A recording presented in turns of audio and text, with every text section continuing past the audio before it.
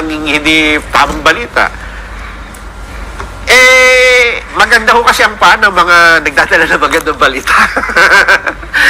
At kapag kayo pa rin ang taga-golpe, madudumihan yung paan ninyo, papangit na kayo. Di ba? Ang ibig sabihin, hindi ho pwedeng pagsamahin. Ito naman na yan sa akin lang na opinion, Jen, ha? Oo. Di ba? Kung meron kang taga-depensa sa presidente, gumawa ka, ito ang defense secretary. Pero kung PCO secretary ka, hindi ka dapat, pwede yan dumipensa, pero wag masyadong katulad itong ginawa ni Atty. Claire Castro kagad, na hindi pa mainit yung upuan dyan Ganun ba? Tumira kagad, bunwelta kagad sa dating Pangulo. Dapat sa kanila, ang posisyon nila medyo mataas di ba? Dapat huwag silang le-level dun sa... Iba na dapat ang level nila ngayon. Ayun, dapat iba na. Kalimutan na nila yung mga dati nilang pagkatao. Di ba? Na... Ako, sa tingin ko, mahihirapan si Atty. Claire Castro na baguhin yung kanyang... Yung kanyang pagkatao. Yung kanyang image. At, palagay ko. Dahil sa mukhang yun ang kanyang pagkatao talaga, no? Kasi pagka binalikan mo, namimiss ko si Atty. Claire Castro sa kanyang mga vlog, nagbablog. Baka hanggang ngayon magbablog pa rin Kaya yan. pala, gano'n ang kanyang mga tono. Ng kanyang mga vlog. Noon. Meron pala siyang tinatarget na meron palang papuntahan.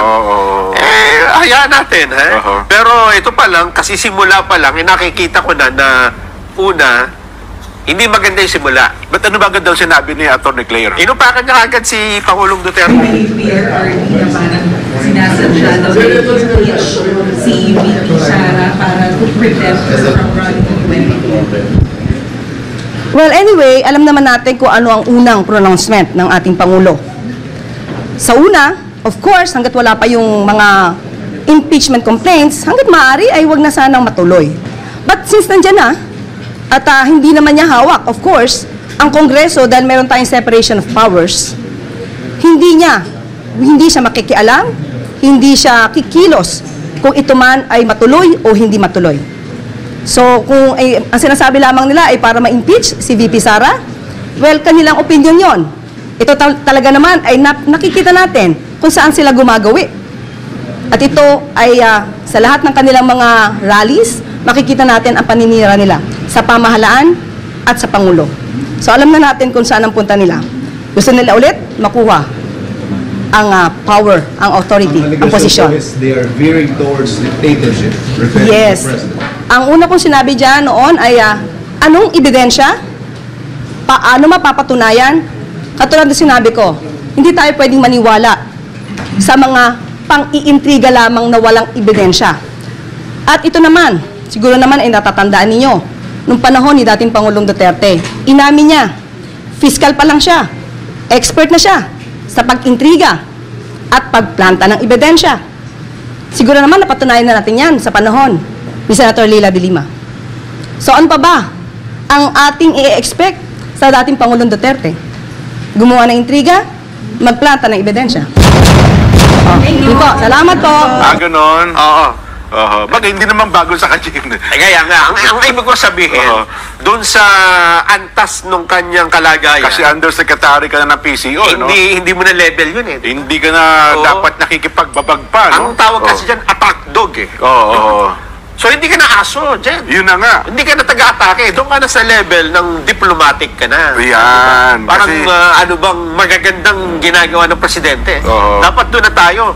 Yung Kasi- taga-atake, iba na yun, di ba? totoo. Kasi ang trabaho mo ngayon, ikaw na, identified ka na, no? Oo. Kasi kung makikipagbugbugan ka, Oo. at ikaw yung undersecretary, wala kang gagawin kundi sumagot sa manggot. Kasi tsak magre-retaliate yung kalaban ng Yes. kabila. At ang mangyayari Oo. yan, hindi nyo may mensahe kung ano bang magandang ginagawa ng Hindi ka administrasyon, di ba? makagagawa ng trabaho mo bilang Oo. undersecretary. Ayun nga. Ngayon, kung ikaw tinalagang undersecretary para yun ang trabaho mo, siguro, gawin mo. baka yun naman talaga kanyang gampanin, ano? Baka nga. Oo. Kaya siya kinuha, di ba? Ano ba sa undersecretary for ano?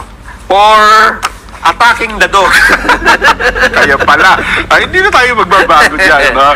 Eh ngayon, iba na kalagayan ni Atty. Claire. Hindi ka na Oo. vlogger, hindi ka na rin Hindi broadcaster. Dapat pag-iba rin na rin. Ikaw na ngayon ay magiging paksana Oo. ng mga issue Ayun. sa maiinit. At ngayon ay hindi ka na rin makatatago. Tsak! Yung mga dati ay pinasasaringan mo, makikipag-confrontational na sa iyo ngayon yan. At Oo. una-una, Jen, Oo. Dahil nandiyan ka na sa gobyerno. Yes. Bantad ka na, ha? Dati hindi ko binabanggit ang pangalan niyan. Iniiwasan natin sa palatuntunan ito, no? Ngayon, pwede mo na upakan Ay, ito, nako. di ba? Hindi ka na pwedeng magbalat sibuyas sa Hindi Torre na, Claire. kasi ganyan talaga yung trabaho sa Opisyal gobyerno. ka na di ba? ng gobyerno, eh, no? Oo, kaya dito pa lang, umpisa pa lang, kita mo, Oo. pinipitik-pitik ka na. Aha. Yun na po ang magiging kaibahan nyo dyan. Ano, ha?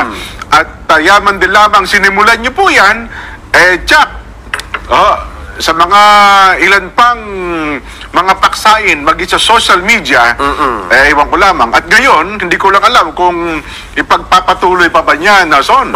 Kasi bilang PCO Undersecretary, Jack, ubus ang oras mo dyan. Ngayon, kung makapagbablog ka pa, ewan ko na lamang. Ano ha? Ewan ko na lang kung magagampanan mo pa yan. Hindi ko rin maintindihan dyan. Baka ito talaga kasi ang direksyon ng administrasyon. Ha? Ganon. Kasi mapapansin mo, ang mismong presidente, di ba?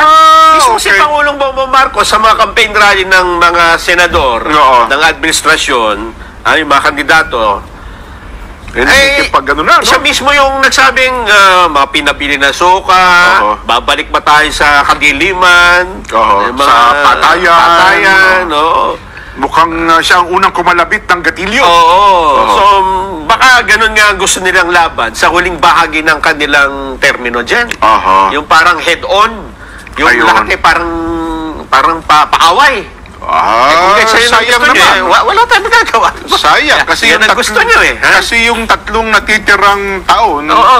sa obserbasyon natin yan, dapat building the legacy na yan. Ayun nga, Oo. yung kung anong ipinamana mo, iiwan mo dito sa, di ba? Lalo ngayon, ang ibinato ngayon sa kanya at nag-react ang executive secretary, Nelson, na may mukhang may plano daw sila na ukol doon sa martial law. Diba? Ay, At oo. yung martial law daw ay para manatili sa kanyang punto. Ako, ayaw kong isipin yung punto na yun, Nelson, At ang tingin ko, parang ayaw kong bilhin yung ipinalutang na punto na yun, Alam mo naman ang Pangulong Duterte, di ba? Oo. Talagang mabulaklak magsalita yan. Yun na nga, ang problema, pinatulan ng mismong executive secretary at Oo. nag-react siya. Ang sabi ho ng executive secretary, Oo. kasi ito, madali mo na lang dapat na ang sagot mo lang dito, tawa lang. Dapat ganun lang. Napansinin niya. Dapat ganun lang, Yun di ba? na. Parang next to impossible yan, oh. Pero para yan sagutin mo ng parang sineseryoso mo, parang may plano ka ngang masama, di ba? Lalo ngayon, kapag ka pinag-usapan mo martial law, parang Oo. yan. Eto. Walang mangyari sa buhay mo pag nagdeklara ka ng martial law. Kaya nga. Oo. Ito ang sabi ni Executive Secretary Lucas Bersamin. Oo, sabi niya. Para malinaw, ha? Wala ba tong shot? Oh. Babasahin ko ba to? These hoax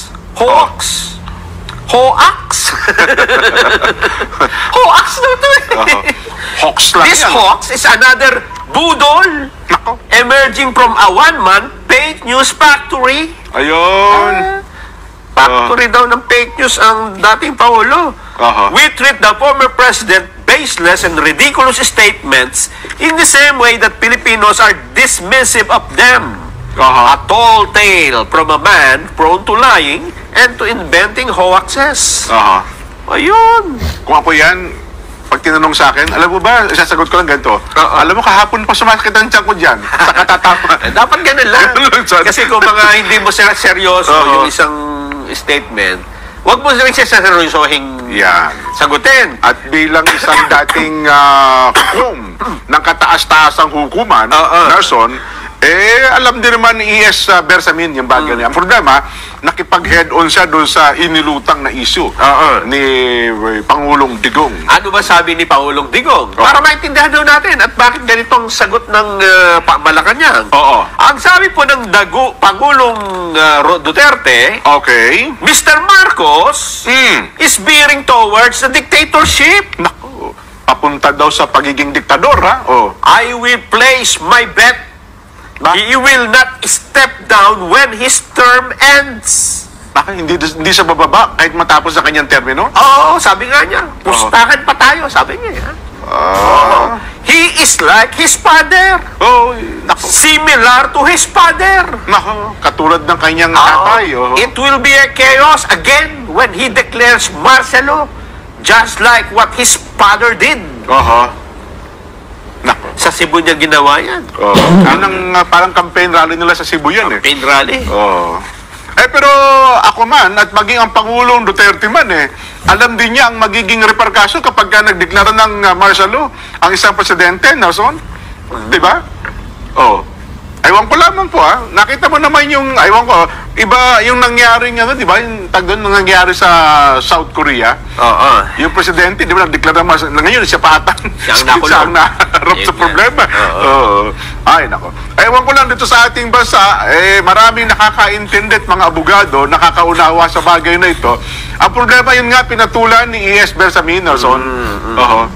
Ako, maging ang pangkariwang mamamayan, yung sinabi ni Pangulong Duterte, ewan ko kung siseryosohin ko Hindi yun. wala Oo. seryoso. Siyempre Hindi ko- naman, Oo, bali-bala. Kung nakikita natin siya, laging may mga sundalo sa paligid. Oh, yeah. Laging, di ba? May Oo. patayang matitindi. Oo. Baka nga meron. Kung gaya nung panahon ng 1972 na talaga napilitan. May mga pambobomba. Di ba? May, pati nga yung pagtangkang pagpatay sa unang ginang Ayun Imelda na. Marcos, di ba? Doon, ha? Oo. Pero eto, Jen, ha? Kung yung pagdedeklara ng martial law, di umano, ay parang biro lang yun, Oo. Ang mukhang napakalayo yung tanawin na sa mga sandaling ito, merong bahagi ng pahayag ang dating Pangulo na parang sinasang-ayunan. Parang, ha? Oo, para. No, maaaring sang-ayunan ng iba. Oh, Dahil may mga nakikita tayong ebidensya. Ito, merong makikita natin. Oo nga, parang ganyan may na. batayan, ha? Eto yan. Anong punto yan? Ang sabi po ng dating Pangulo, Oh, kung hindi man na malayo yung tungkol sa martial law, ha? Ito yung hindi sinagot. Oo. Yung martial law, sinagot Di oo nga. Oo. Pero ito, hindi sinagot dahil baka nga meron Ha? Ano daw yan? Ang sabi ho ng dating Pangulo, bumalik na ang druga. Ha? Oo. Bumalik na ang druga. Kung makabalik lang din ako, humanda kayo. Oh, Ayan. mukhang may batayan yan, Nelson. Yung may mga drug kasi Oo. nakukuha. Oo. Meron pang laboratory. Noong nakaraan, may small-time laboratory, pero again, meron na, nagkaroon. Oo, at saka yung maraming krimen sa street, diba, yung mga Nagbalik ka na talaga, magbubukas ng kotse, di ba? Yan, oo. Aagawin yung sasakyan mo. Saka yung cellphone Oo, snatching ngayon, meron na oo. naman, ha? Yun Oo. nga. Oo. Ang sabi pa ng dating Pangulo, kung babalik ako, humanda talaga kayo. Ang problema dyan, Oh, patayin mo talaga. Walang ibang solusyon. ayun. Oo. So, Ayan, bagay.